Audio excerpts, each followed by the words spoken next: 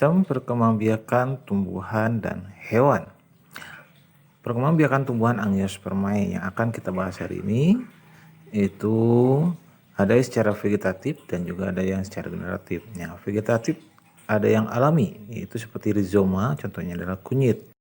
Nah, ruas pada buku kunyit itu merupakan tempat tumbuhnya tunas yang baru, ya. Jadi berada di buku kunyitnya, itu akan muncul tunas. Selanjutnya adalah stolon, ya. Contohnya kedua vegetatif stolon, contohnya adalah strawberry, ya. Kalau strawberry ini ada tumbuhan yang menjalar tentunya, ya. Yang dimana saat tunas terpisah dari tanaman induk, tunas sudah mampu tumbuh menjadi individu baru, ya. Nah, setelah menjadi individu baru, kita tinggal potong, kemudian kita pindahkan ke pot atau tempat yang lain, ya. Selanjutnya selain stolon juga ada umbi lapis, ya. Contohnya adalah bawang. Kalau kita lihat itu bawang sangat berlapis, ya. Dinamakan umbi lapis karena memperlihatkan susunan yang berlapis yang terdiri dari daun yang menebal, lunak dan berdaging serta batang yang merupakan bagian kecil pada bagian bawah umbi lapis yang disebut dengan cakram. Jadi umbi lapis atau bulbus merupakan modifikasi dari batang dan daun. Jadi itu adalah modifikasi dari batang dan daun, ya.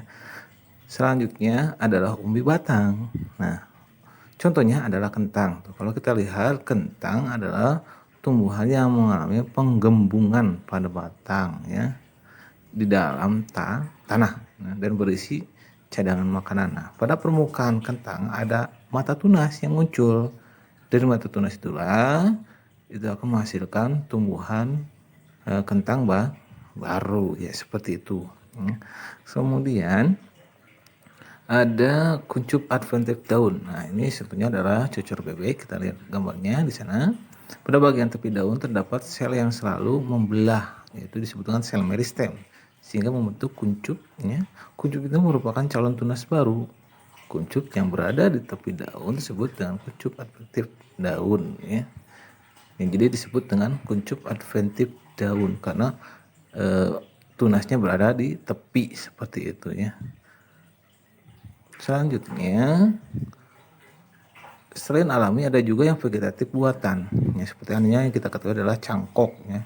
Bisa cangkok seperti contoh pohon mangga, rambutan, jeruk dan sebagainya. Nah, itu dilakukan dengan cara mengupas kulitnya satu batang tanaman berkayu, kemudian dibalut dengan tanah dan dibungkus dengan serabut kelapa atau plastik hingga tumbuh akar, barulah potong dan ditanam seperti itu. Selain cangkok juga ada yang merunduk, ya. Contohnya bunga alamanda. Nah, ini gampang sekali dapat dilakukan pada tanaman yang memiliki cabang panjang dan lentur. Caranya dengan membungkukkan tangkai tanaman ke tanah hingga tumbuh akar. Jika akar sudah tumbuh, tanaman dapat dipisahkan dari induknya. Jadi tinggal dipisahkan, tinggal potong saja, pisahkan, ya, tinggal dirundukkan, itu gampang sekali. Selain merunduk juga ada stek, contohnya adalah batang singkong. Nah, ini sering mungkin orang tua kalian atau kalian sendiri pernah menanamnya, ya. Itu gampang sekali, tinggal dipotong saja bagian tertentunya, ya. Dan jangan sampai terbalik, ya. Kalau sampai terbalik itu nggak bakalan jadi, ya. Lihat aja dari mata tunasnya, ya, seperti itu.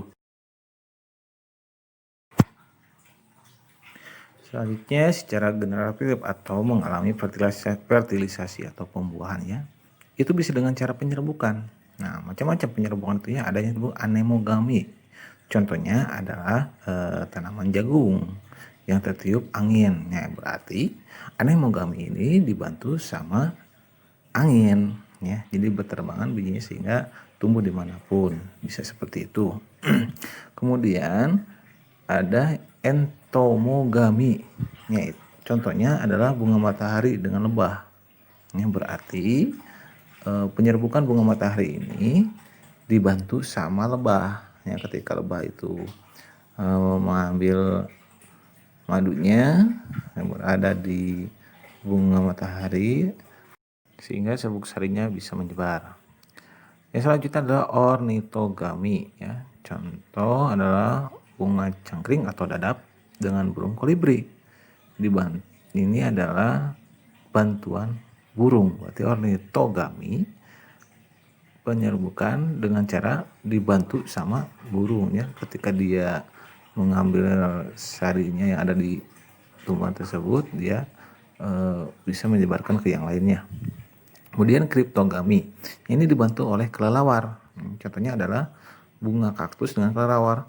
Kaktus itu ada bunganya, ya, gitu ya, sehingga bisa membawa serbuk sari dijatuhkan ke bunga kaktus yang lainnya, misalkan seperti itu. Kemudian ada antropogami, ya, contohnya manusia yang membantu penyerbukan bunga, nih. Berarti antropogami itu dibantu sama manusia, ya. Nah, mungkin itu yang sering dilakukan sama pengembun-pengembun atau pencinta tanaman seperti itu, atau pencinta bunga ya. Penyerbukan berdasarkan asal serbuk sarinya. Nah, ini ada autogami, keitomogami, alogami atau xenogami, dan ada hibridogami. Autogami berarti penyerbukan sendiri, keitomogami penyerbukan tetangga, alogami penyerbukan silang, dan hidrogami penyerbukan bastar. Sekalian coba baca ya yang lengkapnya. Kemudian selanjutnya ada fertilisasi atau pembuahan. Nah, di sini ada beberapa bagian. Kalian bisa baca dari kepala putik sampai ke bakal biji ya, bakal buah, bakal biji. Kemudian di sana juga ada inti kandung ya, dan sebagainya. Nah, sebenarnya pada bunga serbuk sari memiliki inti vegetatif dan generatif. Jadi satu inti sel membuahi sel ovum, sel telur, ya. Satu inti sperma lainnya membuahi inti kandung, lembaga sekunder, itu membentuk cadangan makanan. Jadi satu membuahi sel ovum, satu hanya menjadi cadangan makanan, seperti itu.